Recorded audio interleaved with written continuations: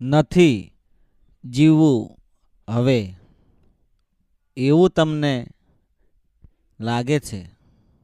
ક્યારે લાગતું હશે કે જ્યારે તમે હવે જીવનથી કંટાળી ગયા છો, થાકી ગયા છો, સાવ હારી ગયા છો, ચારે બાજુ નજર કરો ને તમારું કોઈ ન દેખાય, ત્યારે તમને એમ લાગે કે હવે જીવવાનો કોઈ આરો નથી. તમને કેટલું જ બડું દુઃખ પડ્યું હશે અને દુઃખની ચરમસીમા પર તમે હશો. દુઃખ સહન કરવાની શક્તિ તમારામાં નહીં હોય.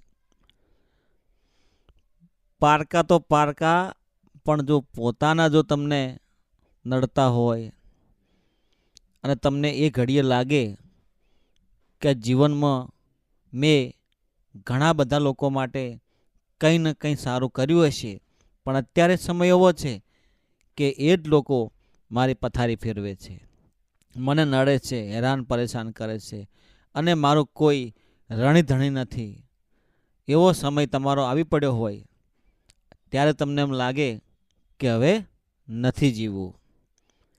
આવા બધા પ્રશ્નોથી ઘણા બધા લોકો અટવાયેલા છે, ફસાયેલા છે. જીવવું તો ઘણું છે, પરિવાર માટે, કુટુંબ માટે, બાળકો માટે, કંઈક સારું ભલું કામ કરવું છે ધર્મ માટે, પણ શું એ લોકો એમના ધારેલા કામ નથી કરી શકતા? કારણ કે કોઈને કોઈ એવી નડતર હોય છે, કોઈનું કોઈ એવું દુઃખ હોય છે કે એમાંથી એ વધારે ને વધારે ઉલઝનમાં ફસાતા જાય છે. ત્યારે મનુષ્ય માત્ર એવું જ વિચારે છે કે હવે મારાથી કશું થશે નહીં, અને થશે તો એ સફળ નહીં કરી શકું, એટલે છેલ્લે ઘડીએ એ હવે એમ કહે છે કે મારે જીવવું નથી. તો મિત્રો, આપણે આ મા વંદનામાં દરેક મિત્રોનું હું દિલથી હાર્દિક સ્વાગત કરું છું. તમે બધા મિત્રો હેમખેમ અને સર્વ કુશળ મંગળ, સ્વસ્થ શારીરિક રીતે અને મસ્ત મનોરંજન રીતે હોય એવી હું આશા રાખું છું. મિત્રો, સુખમાં સલકાવું નહીં અને દુઃખમાં ડરવું નહીં.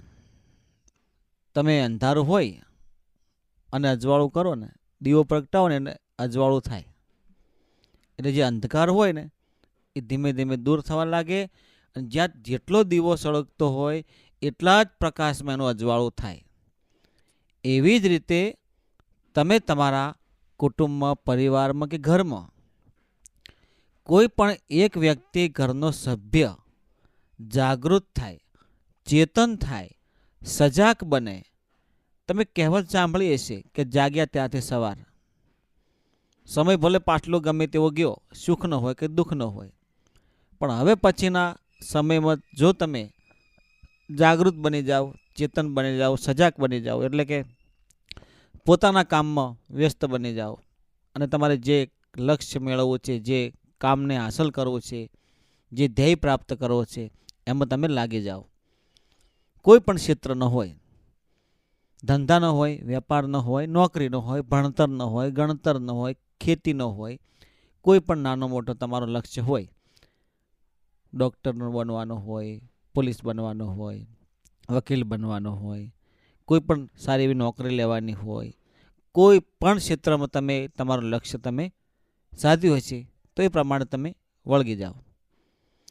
અને એમાંય તમને સફળતા લગભગ અમુક 50% મળે ને અમુકને લગભગ મળતી જ નથી. એ બધા ઘરના પ્રશ્નોના કારણે એ પ્રશ્નોનો ઉકેલ કરવો પડે. એ તમારા જ ઘરના પરિવારના વડીલો હોય, તમારા કોઈ ગુરુદેવ હોય, તમારા કુળદેવી હોય, એમના થકી તમે પ્રશ્નોનો ઉકેલ કરી શકો છો. બીજો પ્રશ્ન મિત્રો એવો હોય છે કે જ્યારે તમે જીવનથી થાકી ગયા હોય, હારી ગયા હોય, બધી રીતે પરેશાન થયા હોય, તો તમારા બધા ક્ષેત્રોમાં તમારે કરવા છે પણ નથી થતા. તો એવું કોઈ તમારા કર્મોના આધારે, કરેલા કર્મના આધારે બધું નડતર થતું હોય છે. તમે ન કર્યા હોય તો તમારા બાળકોએ કર્યા હોય, તમારા બાળકોએ ન કર્યા હોય તો તમારા વડવાઓએ કર્યા હોય, તો પણ એ બધું ભોગવવું પડતું હોય છે.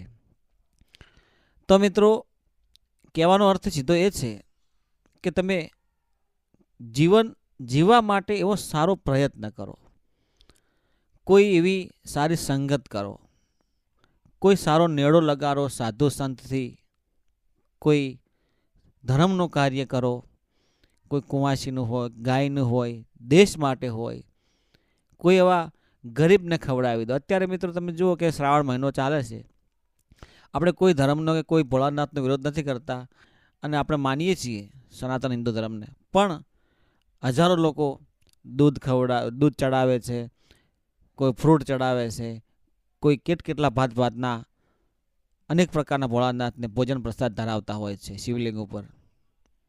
પણ મિત્રો તમે વિચાર તો કરો, આ બધું જાય છે ક્યાં? એમ નેમ દુનિયા બધી હાલી જાય છે. એમાંથી કદાચ 2 ટીમ્પા તમે ભોળાનાથના શિવલિંગ ઉપર ચડાવો અને બાકીનું જે દૂધ હોય એ તમે કોઈ ગરીબને ખવડાવી દો.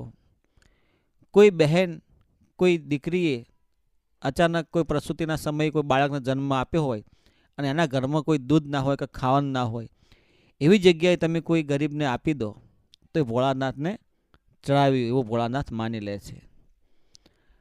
ખોટો વ્યર્થ ના કરો, બગાડ ના કરો.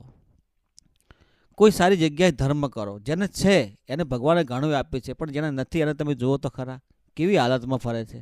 પણ એવાને તમે મદદ કરો, ખવડાવો તો ઈશ્વર પરમ કૃપાળુ પરમાત્મા જેને તમને અને મને બનાવ્યા છે એ આપણી અરજી, આપણી વિનંતી, આપણો જે ભાવ છે એ ઓળખશે. ભક્તિ તો ભાવની ભૂખી છે. ભક્તિ કરો નિર્મળ સ્વભાવથી, નિર્મળ પ્રેમથી, સાચા હૃદયના ભાવથી. એક વખત જો ભોળાનાથને યાદ કરશો ને તો ભોળાનાથ જરૂર તમારી અરજી સાંભળશે, તમારા બધા કામ ફટાફટ પાર કરી દેશે. એવી રીતે તમારા કુળદેવીની તમે સેવા પૂજા કરો, નિસ્વાર્થ, કોઈ પણ સ્વાર્થ વગર એવી ભક્તિ કરો. તમે એને દીવો પ્રગટાવો, દીવામાં તમારા જે મનના વિચારો હોય એ તમે રજૂ કરો તમારી કુળદેવીને. તમે હાથ જોડીને તમારી કુળદેવી 100% તમારી પ્રાર્થના સાંભળશે. મિત્રો તમે સાંભળ્યું નહીં હોય, દીકરો કપાતર હોય કે હપાતર, પણ મા બાપને તો દીકરા બંને સરખા જ હોય. તમે જેવા તેવા હોય પણ તમારા મા બાપ તમને ક્યારેય છોડશે નહીં. એવી રીતે કુળની દેવી હોય, આપણી કુળની દેવી, કુળની માતા ક્યારે પણ તમને સાથ નહીં. હા, તમને ઠોકર ઠપકો આપશે, થોડું દુઃખ આપશે, તમને દુઃખ સહન કરવાની શક્તિ પણ આપશે. ત્યારે તમને લાગશે કે હવે જીવવું નથી, પણ એ વખતે તમારો હાથ ઝાલીને, તમારું બાવડું ઝાલીને તમારી કુળદેવી તમને સારા માર્ગે લઈ જશે, કોઈ સારા સંગતમાં, સારા પ્રેમમાં. પણ મિત્રો દરેક તમે એક વાત યાદ રાખજો, ખોટા વહેમમાં, શંકાઓમાં, ભય કે ભ્રમણામાં અને ખોટા વ્યસનને લતે ચડતા નહીં, એવી આપ દરેક જોડે હું આશા રાખું છું. સાચો કર્મ કરજો, સાચા ધર્મમાં રહેજો, નીતિ ધર્મ સાચું પાળજો, બની શકે તો ભલામાં ભાગ લેજો, એવી આશા રાખું છું. આ વિડીયો તમે કયા ગામ, તાલુકા, જિલ્લા, શહેરમાંથી જુઓ છો તે કોમેન્ટ બોક્સમાં જરૂર જણાવજો. તમારા કુળદેવીમાનું નામ. જય ગુરુદેવ, જય માતાજી.